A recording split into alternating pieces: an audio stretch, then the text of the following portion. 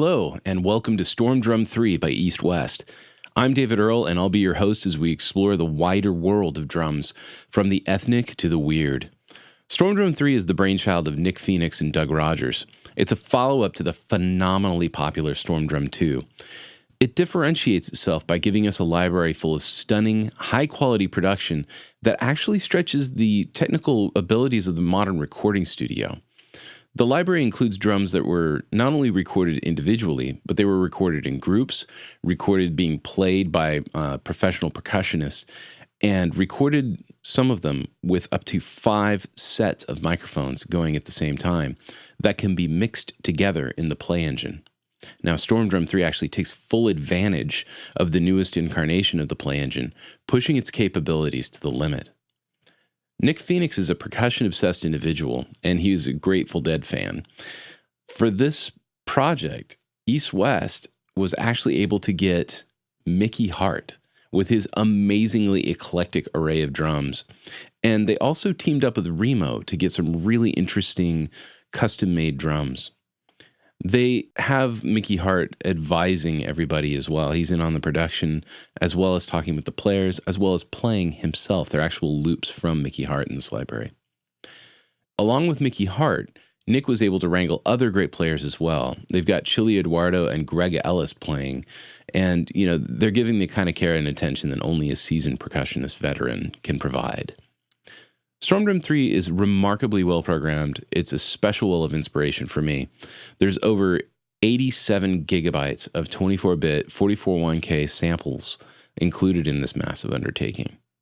So let's explore and have some fun in this percussion candy land. Okay, so first things first, I'm going to jump over to the browser. And let's just talk about these folders for a second.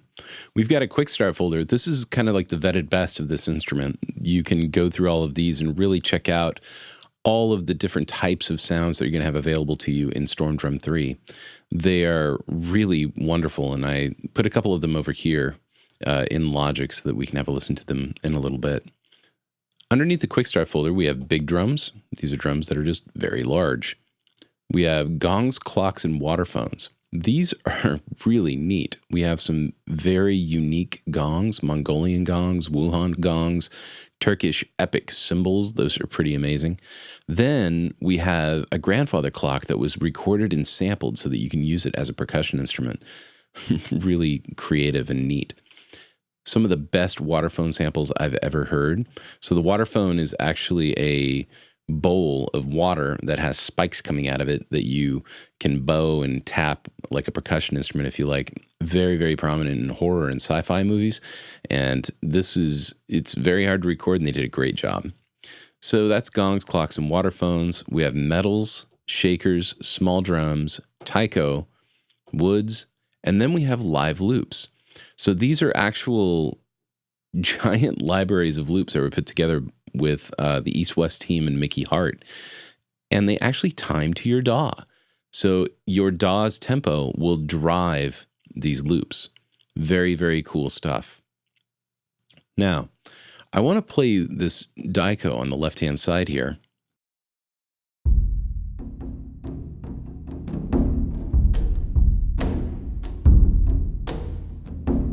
Now you can hear a lot of space on that drum. And if you want to, you can go into your mixer and we can start processing it a bit. So I do have a little bit of processing already. I've got some reverb. I've got a SSL channel strip going on here. This is all included with Play 5. And then I have a bus compressor on the right-hand side.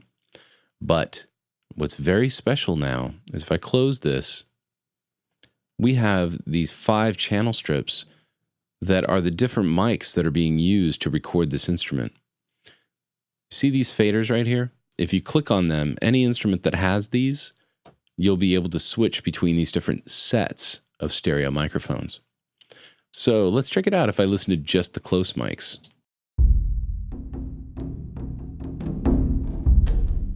Now let's listen to the mid.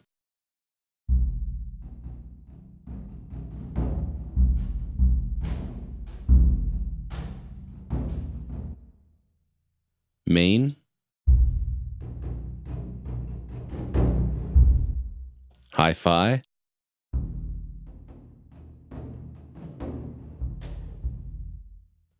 and ribbon microphones. Really different senses of space. And when you get something that's very transient, like this balafone,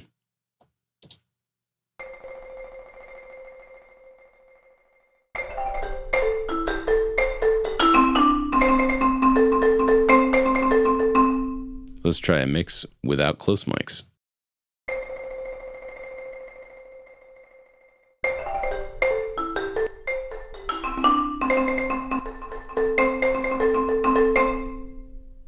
Now, each one of these channels has its own effects processing.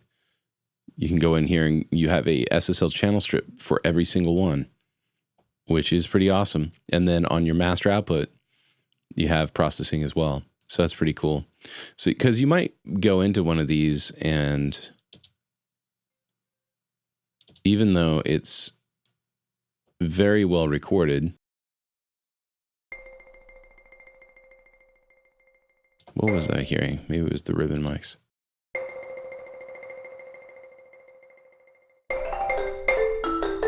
No, I think it was the hi-fi.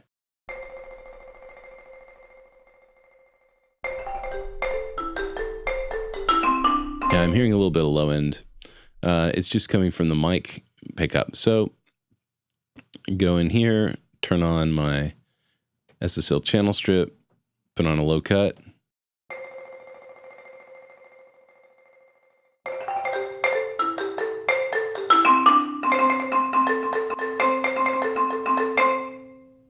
Add a little compression.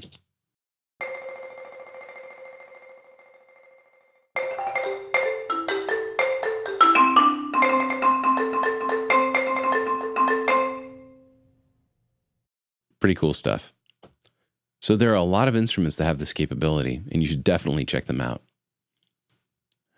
So in the player here, we have delay, we have reverb, we have an envelope. This is an amplitude envelope. We have sensitivity, so this is going to be your velocity curve. You can change that so that the keyboard that you're playing will, or MIDI percussion instrument or whatever, will react in a different way. You can make it more or less sensitive depending on how it's reacting. We have a filter, and then we have something called tuning. So what's interesting about the tuning switch here, in some of these instruments, we have loops and things like that, and we have tonal stuff that we can actually tune now.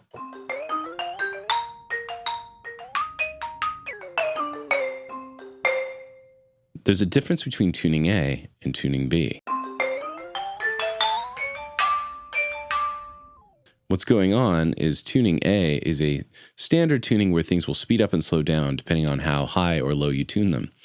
If you go to tuning B, it will actually keep the timing intact while allowing you to tune.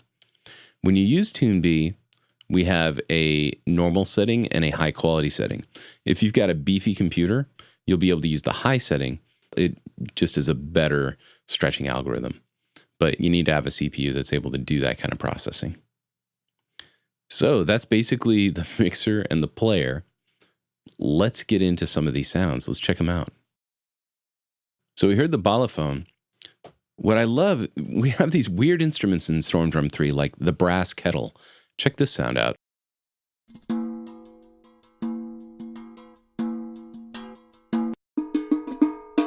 Literally a brass kettle that's being played like a percussion instrument. We have a cajon, which is a box drum.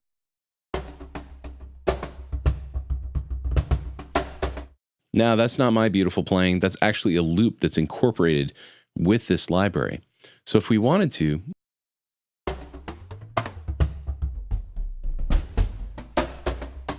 so you can hear that he's speeding up and slowing down when I do that tuning, right?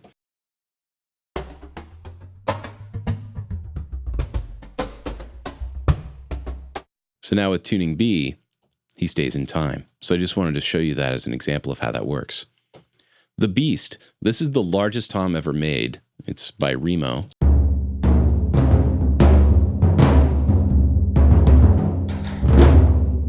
That, again, when you get in here and you get into mixing these mics together, you can have a lot of fun. Dragon Ensemble. So this is calling back to the Stormdrum 2 library where you have these gigantic cinematic hits.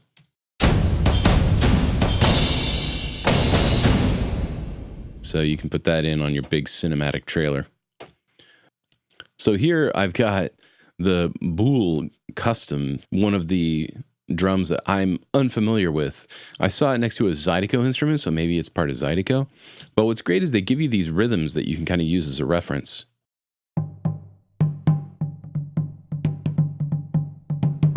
So it's got kind of a swinging rhythm, and you can build your own rhythm off of that. You can kind of use that as a guide for how it should be played, because the percussionists that are playing these instruments are intimately acquainted with these instruments. Now we can also tune it.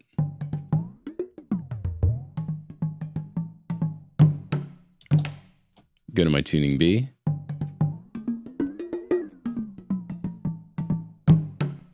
All rhythm stays intact.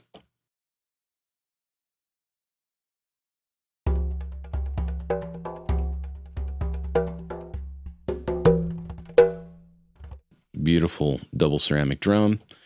Another one of my favorite cinematic ones is the Lord of Toms. Again, we have that Stormdrum true massiveness, but we also have these really intimate drums. Like, check out the attack on these surdos.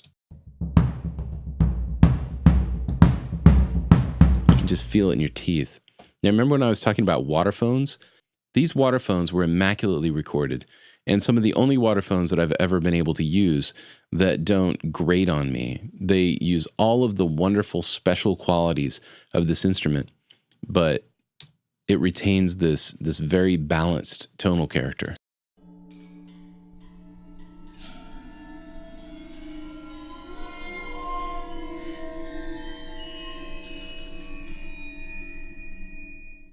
Awesome.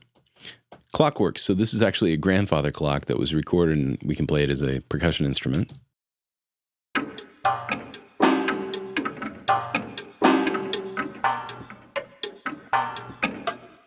It's just so creative. It's awesome that these guys, beyond making really perfectly made instruments, they also get these funky, interesting, eclectic instruments as well. Now, when we get down here, we're getting into the Mickey Hart loops. We've got this one called 6 Minutes in Tibet. So check it out. I'm just holding 3 keys down, and it's matching the tempo of my song.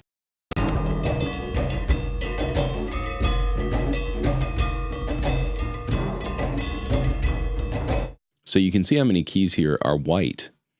Each one of those has a rhythm on it. And you can mix and match them together. They match your DAW, and you get this just amazingly well played, perfect loops from master musicians.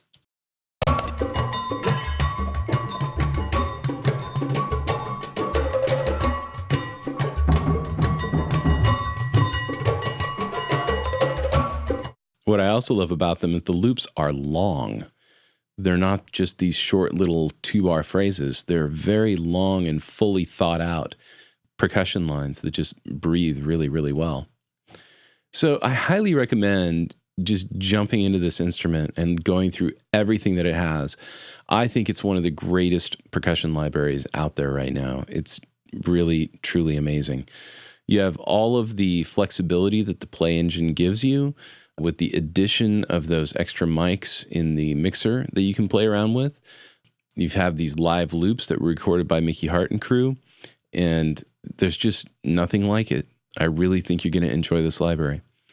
So I'm going to leave you with this demo of Stormdrum 3 so you can really hear what it's capable of, and I'll see you in our next cartoon. Ciao.